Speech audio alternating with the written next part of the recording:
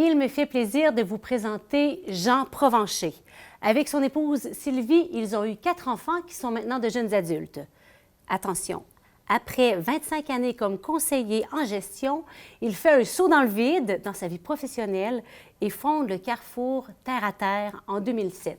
Terre à Terre, c'est un organisme sans but lucratif voué, attention, à la sensibilisation et à l'éducation de la population au regard du développement durable, de la responsabilité sociale et de la citoyenneté. Tout un programme. Il est également auteur puisqu'il a écrit un coffret de 5 livres s'intitulant « Être, penser et agir autrement ». Je sens que notre invité a beaucoup de choses à nous partager, a un parcours bien atypique. Je suis très heureuse d'accueillir pour vous Jean Provencher. Bonjour Jean. Bonjour Geneviève. Bienvenue à Lumière du Monde. Merci. Alors, avec un parcours, en tout cas, que je pressens bien chargé et avec un titre comme « Agent de changement social ». C'est la première fois que je rencontre quelqu'un de agent de changement social. Avec ce titre-là, ça m'impressionne. Mais tout ça, avec ça, je voulais dire que vous êtes à Lumière du Monde, tu es Lumière du Monde, pardon. Eh bien, je crois qu'avec le Christ, tu es Lumière du Monde, avec ce que tu essaie d'insuffler à la société. Donc, brièvement, est-ce que tu peux nous parler de toi, de ce qui t'a amené à faire ce saut dans le vide, ce changement, ce virage important dans ta carrière, ce qui t'a amené à devenir un agent de changement social? Qu'est-ce que c'est donc? Bien, en fait, pour faire une histoire très courte, j'ai toujours été sensibilisé par les valeurs sociales, humanitaires, par la préservation de l'environnement, la nature, puis tout ça. Puis ça, depuis que je suis jeune. Puis là, avec la famille fondée, les 4 enfants, donc ça me prenait un emploi quand même intéressant pour pouvoir nous permettre de vivre et de survivre à certains égards, dans le fond. Une stabilité. Oui, c'est ça, exactement. Puis à un moment donné, j'ai eu un emploi qui était comme conseiller en gestion dans une firme de technologie d'information. Pendant 25 ans. J'avais été journaliste pendant 5 ans auparavant.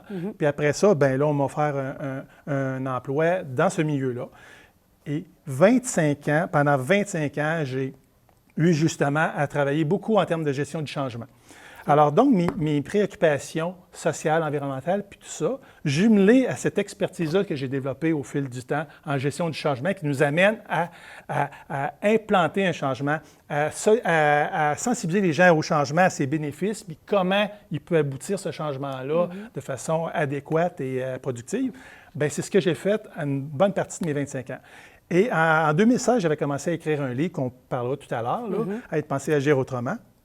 Et là, je me disais, non, le travail que je fais dans le milieu où je suis depuis si longtemps, ça manque de sens. Je vois tout ce qui se passe, grands enjeux sur la planète, enjeux environnementaux, enjeux sociaux, puis tout ça. Je dis, non, Jean, tu ne peux pas rester à rien faire. Puis là, je chantais à l'intérieur quelque chose de très fort. Qui poussait, là. Ça poussait, là. Puis quand tu dis, là, j'ai plus d'autres alternatives. J'ai même plus de droit de réponse, là. Ça pousse tellement fort qu'il faut que j'aille à ce sens-là. Alors là, j'ai fait quelques recherches, je me suis questionné énormément, puis je dis non, là, je suis vraiment rendu au moment où je dois prendre une décision. Là, je dis, mais moi, je sens que c'est un appel intérieur que j'ai, mais je vais aller vérifier. Alors, je suis venu voir Monseigneur Lacroix, j'ai jasé avec lui 1 heure ensemble. Des bons contacts. Oui, c'est ça, exactement. Fait que j'ai jasé avec lui, puis je lui dis, tu sais, voir ce que je veux faire. Puis tout ça, j'ai dit, je sens que j'ai un appel. J'ai dit, toi, quand tu étais prête, tu as eu un appel intérieur, puis tout ça, comment tu l'as senti? Bien, c'était fort, puis c'était une évidence. Bien, j'ai dit, c'est ça que je sens là actuellement. C'est ce qui se passe. C'est ça, exactement. Fait qu'il me dit, après des échanges, tu sais, il dit, Jean, tu as vraiment un appel intérieur. À partir de ce moment-là, ça a fait comme, non, là, je dois donner un sens à ma vie, tu l'as bien dit, professionnelle, mais forcément personnelle et sociale en même temps, bien sûr. Alors, c'est là que j'ai décidé de faire un saut en 2018. Elle dit, OK, j'abandonne, c'est un emploi qui était extraordinaire, des conditions géniales. J'abandonne tout, je me lance dans le vide sans aucun filet de sûreté ou quoi que ce soit, parce que là, ça ne va pas. Je ne peux plus aller travailler le matin sans me questionner, puis sans désirer rester à la maison. Puis je me dis, non, il y a quelque chose qui se passe là. Alors, en juillet 2018, j'ai décidé finalement de lâcher mon travail, mon emploi, et d'aller dans le sens de mes valeurs maintenant. Et là, j'ai fait beaucoup de recherches. Qu'est-ce que je pourrais faire, puis tout ça. J'avais bien beau lire, j'avais bien beau m'informer là-dessus, jasais avec des gens. il n'y a rien qui me plaisait. Des gens me disaient, ben, regarde, tu peux venir dans mon organisation, on a besoin d'une stratégie de développement durable, regarde, je pourrais donner un contrat. C'est plus des contrats comme ça que je veux. Moi, je veux aller vers les gens, je veux accompagner monsieur et madame tout le monde, je veux accompagner les organisations pour les amener en marche là, vers cette préoccupation, cet éveil de conscience-là comme tel. Et j'ai décidé finalement, après avoir tout analysé ça, bien, il n'y a rien qui existe que je veux faire, je vais le créer mon emploi à ce moment-là. Et c'est là que j'ai décidé finalement de créer mon emploi d'agent de changement social. Ça veut dire quoi, agent de changement social? En fait, c'est... On comprend qu'il y a quelque chose de changement, de changer le monde, là, quelque chose comme ça.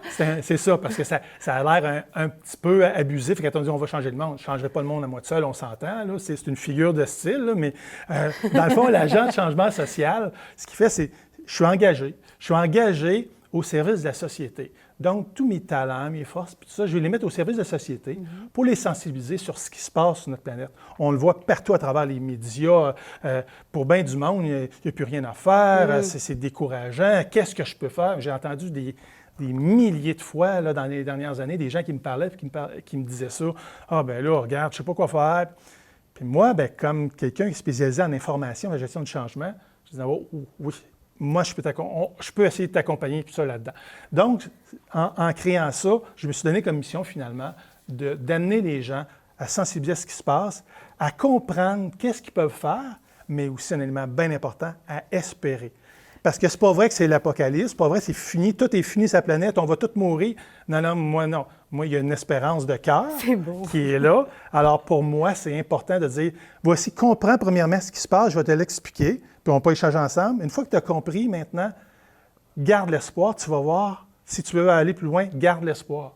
Puis à la fin, bien maintenant, qu'est-ce que tu peux faire? C'est vraiment une démarche logique en gestion du changement, et c'est ce que j'ai appliqué dans mon travail pendant toutes ces années. Là, comme tel. Ce que tu me partages comme ça me fait penser, il y a des coachs de vie, j'allais dire, toi, tu es un coach d'espoir. Bien, en fait, oui, parce que depuis une douzaine d'années, c'est très en vogue. Il y a beaucoup de gens qui s'improvisent coach de vie, puis tout ça, tu sais, bon. Bien, est-ce que je peux dire que je suis un coach de vie? Je ne sais pas, peut-être, mais moi, dans le fond, je le fais en toute humilité. Dans le fond, je veux vraiment être au service de la société et moi, je veux vraiment amener les gens à comprendre. Puis, je vais dire, Geneviève, j'ai jasé à des milliers de personnes dans les dernières années, puis je n'exagère pas. Là. Puis, je me rends compte que les gens ne comprennent pas ce qui se passe. Souvent, ils vont prendre juste un titre dans un média, c'est ça, puis leur idée est faite. Puis je me rendais compte que dès que je voulais jaser avec eux autres sur tel sujet, tel thème, ils me parlaient pendant 20 secondes, puis oups, les lumières éteintes, ils ne sont plus capables d'en parler. Fait que donc, puis souvent, c'est une mauvaise information avec les réseaux sociaux, puis tout ça, il y a de la désinformation, de la propagande. Fait que je dis non, Jean, là, tu as une mission absolument incroyable, qui va d'ailleurs dans les appels pressants du pape François depuis plusieurs années. Là. Alors, pour moi, je donne ma vie, disons, à cette mission-là comme telle, et j'en suis ravi, c'est le plus bel emploi que j'ai eu de toute ma vie. J'en ai eu des beaux. De former et d'informer. De former, très bien dit. De former et d'informer et d'accompagner aussi les gens là, comme tel. Et en 2015, je crois, il y a quelqu'un qui a volé ta job. Ou qui a fait quelque chose que tu aurais aimé faire, je pense. Je pense qu'il s'appelle François, puis il reste en quelque part comme le Vatican. À Rome, oui, le Vatican, il est habillé en blanc. Là. Oui, c'est ça. Non, c'est drôle parce qu'il y a quelques années, je faisais une prédication au Cap-de-la-Madeleine pour la neuvaine. Puis justement, c'était sur Laudato Si, l'encyclique qu'il a écrit comme tel. Puis c'est ça que je disais aux gens, genre, il y a quelqu'un qui m'a copié, là, vous devez le connaître, là, c'est Pape François, là, tu sais. Mais ce que je trouve extraordinaire, ça devrait être, cette encyclique-là, là, c'est ça qu'on discutait avant d'entrer en ondes, là, dans le fond, ce qu'il y a dans cette encyclique-là devrait être, je te dirais, le guide pour notre société d'aujourd'hui. C'est fou, hein? Ah, c'est extraordinaire. Si, mettons, c'est pas le pape, il n'est pas dans l'Église catholique, parce qu'il y a des gens, si on parle d'Église catholique, c'est fini, ils se ferment les oreilles. Mettons que c'est juste un écrivain, là. L'encyclique, là, c'est un best-seller international. C'est extraordinaire ce qu'il y a là-dedans. Puis pour moi, c'est une matière première là, essentielle à ce que j'ai fait, ce que je fais, ce que je vais faire. Mais qu'est-ce qui se dégage là, en quelques lignes là, de cette encyclique que tu trouves qui devrait être connue partout, par tous? Bien, en fait, je pense qu'il y a 3-4 éléments. D'une part, il nous presse, il nous exhorte, il revient à la recherche, même dans Fratelli Tutti, l'autre encyclique, même chose. Il faut qu'on réagisse comme chrétiens. On est en train de détruire la création. Il y a des enjeux épouvantable. Donc, nous, les pays plus privilégiés, plus riches, on a créé des enjeux, parce que tous les grands enjeux de la planète, c'est humain. C'est l'humain qui est à la base. Et on fait ça, et qui finalement en est les victimes? C'est ceux qui sont déjà les plus pauvres, finalement, qui subissent ces contre-coups. Alors lui, il dit, réveillez-vous, faites quelque chose, il faut qu'on change. Il y a même le prélat Bartholomé de l'Église orthodoxe qui dit, pécher contre la création. Ce qu'on fait à la création, c'est pécher contre Dieu directement. T'sais. Alors donc, que le pape, c'est ça, donc il nous exhorte à faire quelque chose. Il nous exhorte à s'investir et à ne pas garder un statu quo. On doit s'investir comme chrétiens et chrétiennes. On doit préserver les plus démunis, la dignité humaine. On doit préserver la planète. Et pour moi, ça m'interpelle carrément. C'est ça, je te dirais, mon essence naturelle et non polluante. C'est ça mon essence qui permet d'avancer. Oui, alors, pour moi, c'est fondamental. Puis, il dit aussi, si tu me permets, il dit aussi à l'Église d'être, elle aussi, un vecteur de changement. Mm-hmm. Donc, de s'investir dans cette mission-là, le statu quo, dans notre situation actuelle, n'est plus possible. C'est plus une option. Mm-hmm. Alors, par contre, donc, les gens ont besoin d'informations. Qu'est-ce qui se passe? Vraiment comprendre, puis qu'est-ce que je peux faire? Alors, c'est là que mon travail. Et j'espère, dans le futur, pouvoir former d'autres agents de changement social, puis même peut-être avoir une école qui va en former. Parce que moi, je suis là, mais je veux dire, il faut qu'il y en ait des centaines comme ça. Là. Ça se multiplie. Il faut que ça partout. Moi, je ne veux pas que ce soit Jean Provencher qui soit waouh, pas en tout. Il faut qu'il y en ait énormément d'agents de changement social. Puis c'est ça qui va changer notre monde. Là, j'ai plein de noms qui me popent en tête. Fait que je vais parler à du monde. Je dis, voilà, l'Université du changement social, ça s'en vient. Parlons-en de ton travail. Tu as écrit 5 livres, un coffret qui s'appelle « Être, penser et agir autrement », qui est juste à côté de toi. Oui, exactement. Peux-tu nous en parler? Puis tout à l'heure, tu parlais aussi de changement à l'Église qui ne peut plus rester en statu quo comme chrétien. Oui. On entend parler là, souvent, ces temps-ci, de faire autrement en Église. Est-ce que tu peux nous partager des éléments aussi qui pourraient nous aider à faire autrement en Église? Okay, parfait. Je me permets de prendre une petite minute pour ça parce que c'est quand même le centre, dans le fond, de... Donc, c'est un travail que j'ai amorcé, comme je disais tout à l'heure, en 2016 et que j'ai complété, finalement, publié le 19 mai 2021. Okay. Donc, c'est vraiment un livre, mais en 5 volumes. C'est nouveau, là. C'est nouveau, c'est chaud. Oui. Et ça, dans le fond, encore là, c'est... J'ai eu une idée comment amener les gens à cheminer en termes de gestion du changement. Je parle souvent de gestion du changement parce que ce qui se passe sur notre planète, on est en gestion du changement, alors c'est au cœur de tout. Et dans le fond, c'est 5 volumes qui sont complémentaires. D'une part, si on veut comprendre ce qui se passe aujourd'hui, on doit savoir d'où on vient. Oui. Alors, le premier volume, qui est vraiment l'évolution de notre monde, comment on est arrivé là, l'être humain qui arrive, la mondialisation, tout ça. Okay. Donc, pourquoi on est là aujourd'hui? Deuxième volume, c'est les grands enjeux. Réchauffement climatique, inégalité sociale, répartition des richesses, destruction des ressources, pollution. Qu'en est-il réellement? Qu'en est-il, c'est ça, exactement. Donc, on sait avec ça ce qui se passe réellement. C'est extrêmement documenté. Après ça, bien, pourquoi, si c'est si évident, pourquoi ça n'avance pas plus vite, les changements? Alors, donc, je leur parle des obstacles. Donc, nous, dans notre état d'esprit, dans notre inaction, dans notre incompréhension, dans notre scepticisme, puis bon, bien sûr, les gens disent des multinationales, les gouvernements qui n'agissent pas. Ils ont tout à fait raison. Mais nous autres, on fait partie aussi du problème et de la solution. Aussi, exactement, un peu, hein? C'est ça. Le quatrième qui est tellement important pour moi, j'en parlais tantôt, c'est vraiment l'espoir. Bon. OK, ça va mal, entre guillemets, là, ça va mal, puis tout ça, bon, bien maintenant, là, je peux-tu encore avoir d'espoir? Oui, parce que je démontre que le monde va mieux aujourd'hui. Ah oui? Oui, absolument. Ah oui, c'est tombé une bonne nouvelle? Oui, le monde va mieux. Puis, je donne des exemples là, de héros, de gens qui ont changé le monde, qui transforment le monde, des gens qui ont parti, ils ont dit, bon, ben regarde, moi, je fais un petit geste qui a pris l'ampleur, puis maintenant, c'est devenu un mouvement international. Ah. Il y a des choses extraordinaires. Puis les gens qui lisent le 4e volume, ils disent, ah, wow, bon, ben là, ça va à peine qu'on travaille là-dessus. Il faut se rendre au 4e, là. Il faut se faire au 4e. Décourager au 3e. Non, c'est ça, au 4e. Puis le dernier, bien, la conclusion bien logique, c'est maintenant que tu sais ce qui se passe, qu'est-ce qu'il faut, qu'il y a de l'espoir, maintenant, qu'est-ce que tu dois faire? Alors, j'ai des centaines et des centaines de solutions concrètes sur qu'est-ce qu'on peut faire maintenant par rapport aux grands enjeux comme tel.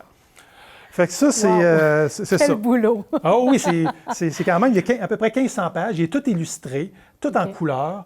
Puis ça, ce que je suis bien content, pour montrer comment ça répond à un réel besoin. En fin 2020 jusqu'au début 2021, j'ai lancé une campagne de sociofinancement. Moi qui n'ai jamais rien demandé de ma vie. Moi, je fais mes choses tout seul, je n'ai jamais demandé d'argent à personne, je fais mes travaux tout seul, je ne demande jamais d'aide à personne. Et là, j'ai été obligé de cogner à des portes, de dire, là, venez m'aider. Fait que finalement, il y a une campagne de financement qui a permis... Parce que c'est un projet plus grand que toi. C'est ça, c'est une œuvre. C'est ça, c'est pas moi, c'est une œuvre qui est plus grande. C'est très bien dit, Geneviève, c'est exactement ça. Puis ça, à ce moment-là, bien, ce que ça a permis de faire, en moins de 20 semaines, j'ai amassé 21 000 Ce qu'il fallait pour avancer. Ce qu'il fallait pour imprimer les volumes, puis ce qu'il fallait pour fabriquer les coffrets. Puis ça coûtait ça, puis j'ai ramassé à peu près à 1 000 $ près, ça. Fait que pour moi, c'est un autre signe. J'ai plein de signes depuis le début, hein, c'est incroyable. Là. Alors, pour moi, c'est ça. Puis c'est vraiment une Bible là, que les gens doivent vraiment se procurer. On le dira peut-être tout à l'heure rapidement. Puis le dernier élément, juste pour conclure avec ça, c'est important. Vu que c'est une œuvre, j'ai choisi de ne retirer aucun revenu de la vente de ça. Moi, c'est vraiment les 5 années de travail, c'est pour permettre aux gens de comprendre ce qui se passe, puis tout ça. J'aurais pu le donner, mais si je l'avais donné, il aurait perdu sa crédibilité, puis tout ça. Tu sais, des gens l'auraient pris, puis ils ne l'auraient pas lu. Ouais. Alors là, c'est ça. Puis l'entièreté du coût d'achat s'en va pour financer des projets humanitaires là, dans des pays en développement. Puis je suis en contact avec 2 organismes là, religieux, puis on va faire des choses concrètes. Pas donner un organisme, je ne sais pas ce qui se passe. Non. Il y a une conduite d'eau potable dans un projet, dans un village africain, ça coûte tant. Voici, avec l'argent, je te donne ça. Puis je vais avoir des photos sur mon futur blog, puis tout ça, puis qui va montrer ce qui se passe. Donc, c'est vraiment une œuvre qui est plus grande que moi, dans le fond. C'est donc bien touchant. Wow, ça, c'est... Fait que donc, par rapport à ça, donc moi, c'est ma façon de faire le changement, puis je le ferai aussi dans le futur parce que conférences, après ça, des activités dans les écoles, je vais sensibiliser dans les entreprises et les employés. Bref, aller où sont les gens comme tels. Ça, pour moi, c'est important. Et tu parlais de l'Église. Oui, l'Église a un rôle fondamental. En changement. En changement. L'Église, effectivement, l'Église, c'est nous, les fidèles. Ouais. C'est le pape qui est le grand boss. Puis il y a un niveau intermédiaire entre les deux, les pasteurs ou les gens vraiment qui sont dans, appelons ça la structure là, de fonctionnement. Le pape fait ce job, pas mal même, puis assez. Dans le bas, bon, ben ça, les gens font une partie, mais on doit en faire davantage, et ça, je me donne on va essayer d'en faire davantage. Puis moi aussi, d'ailleurs, dans l'échelle, je ne suis pas dans haut pantoute, là, j'ai plein de choses à faire encore mieux que ça. Mais entre les deux, je pense que l'Église doit être différente, dans la mesure où elle doit maintenant aller vers les gens. On a des problèmes, tu sais, en termes de ressources, un nombre de prêtres qui baisse, tout ça. On doit changer, à mon avis, là, bien humblement, là, on doit changer notre façon de faire. On n'a plus à dicter les choses, on a pour moi à aller voir les gens à la base, puis jaser avec ça. Travailler avec eux autres, pas les faire travailler, aller travailler avec eux autres sur le terrain, pour dire, regarde, on va travailler ensemble. L'Église, moi, je suis comme toi, là. On va travailler ensemble pour aller changer des choses, pour s'occuper des plus démunis, s'occuper des gens qui sont en difficulté, s'occuper de notre planète. Je pense que l'Église a un changement à faire vraiment de façon importante et de délaisser temporairement, même si en arrière-plan, c'est là, mais de délaisser pour l'instant, dans le discours tout le moins, là, les dogmes, les rituels, puis tout ça, où les générations nouvelles sont déconnectées de ça. En quelque part, pour aller les retrouver, on voit les jeunes, de quoi ils parlent? Ils parlent des inégalités, puis ils parlent de la planète. Fait, il y a moyen, à travers la création, à travers même l'encyclique du pape, il y a moyen d'aller les chercher de ce côté-là, par ça. Alors, ça va amener les gens à être des agents de changement social, ça va les amener à faire une différence, à travailler pour le bien commun, puis ça va les amener peut-être, pour plusieurs, à découvrir finalement que le message du pape ou du Christ, il est bien simple, là. Fais le bien, occupe-toi des autres, pas juste penser à toi, puis fais du bien autour de toi, dans le fond, là, puis sème l'amour, puis voilà. Voilà, ça va bien aller, dans le fond. Oui, c'est ça. Puis, est-ce qu'en terminant, tu aurais 1 ou 2 trucs concrets là, que tu pourrais nous laisser pour comment devenir un agent de changement dans notre milieu, dans notre famille, dans notre travail, dans notre quartier, dans quelques... On pourrait passer 6 heures là-dessus, juste là-dessus. Je le sais. Mais je te dirais, dans le fond, dans nos attitudes, dans nos comportements, dans nos gestes quotidiens, oui. Tu sais, du genre, je prends-tu la voiture qui contribue au réchauffement climatique? Est-ce que je consomme plein de choses? Moi, la consommation, c'est qui est à la base de tout ça. Là. On consomme sans se questionner sur les impacts. On était habitué longtemps à faire ce qu'on avait à faire, à acheter ce qu'on voulait sans se questionner. On nous disait, l'eau est inépuisable, la forêt est inépuisable, il n'y a pas de problème. Mais là, on a frappé un mur. Là. Fait, il faut se questionner, est-ce que j'en ai besoin? Non. Est-ce que si je fais tel geste, est-ce qu'il y a quelqu'un d'autre qui va avoir des conséquences, des impacts négatifs? Est-ce que je crée des victimes, moi, en faisant telle chose? Ça, pour moi, c'est un changement de mentalité qui est fondamental. Et bien sûr, la consommation et tout l'aspect, je dirais, matériel, on doit, je ne dis pas plus rien acheter, mais on doit le faire de façon plus soucieuse de ce qui se passe par la suite. Alors moi, je dirais juste aux gens, ouvrez votre cœur. Ouvrez votre cœur. Si c'était vos enfants qui vous demandaient de faire ça, là, parce qu'ils ont des problèmes dans la vie, vous seriez prêts à le faire. On serait tous prêts à le faire pour nos enfants. Bien, c'est ça, c'est nos enfants, mais des fois, c'est juste pas dans notre maison, ils sont ailleurs, nos enfants, puis tout ça.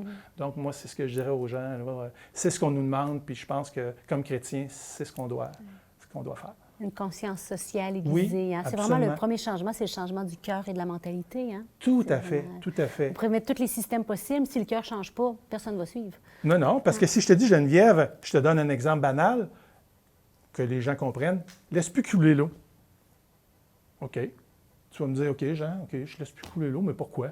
Un, tu ne comprends pas. Deuxièmement, tu ne considères pas les autres, les conséquences. Mais si je t'explique tous les avenants aboutissants, probablement que ça va te toucher. Tu vas dire, OK, ouais, c'est vrai. Prochaine fois, tu vas commencer à être éveillé à ça, puis tu vas amener d'autres personnes. Donc, je conclue en disant que, dans le fond, dans notre vie quotidienne, on a des choses à faire personnellement, changer nos modes de vie pas mal de façon importante, et aussi d'être des agents de changement social, d'éveiller les consciences autour de nous. On côtoie des gens au travail, dans nos milieux de vie, on a aussi à les inciter à faire de même, comme tel. C'est beau. Et en terminant, ton coffret, ton merveilleux coffret, on trouve ça où? On se procure ça où? Bien, en fait, bien sûr, vous pouvez tout voir sur mon site web en passant. Toute l'information est là. C'est jeanprovencher.net. JEANPROVENCHER.net. Tout est là pour savoir où se procurer, mais il est dans quelques librairies ici. Il est en ligne, on peut l'acheter en ligne. Et dans mes activités que je ferai, que ce soit des séances de signature, des conférences, quoi que ce soit, j'en aurai ici également qui pourraient être vendues. Eh bien, merci Jean. C'était un réel plaisir de partager avec toi aujourd'hui. Merci pour ton expertise dans le domaine qui nous donne le goût de changer. Quand on voit comment ça t'illumine, voilà, il n'y a pas de plus beau message que celui du témoignage et c'est ce que tu nous as donné ce matin. Merci beaucoup. Bien, merci beaucoup, Geneviève.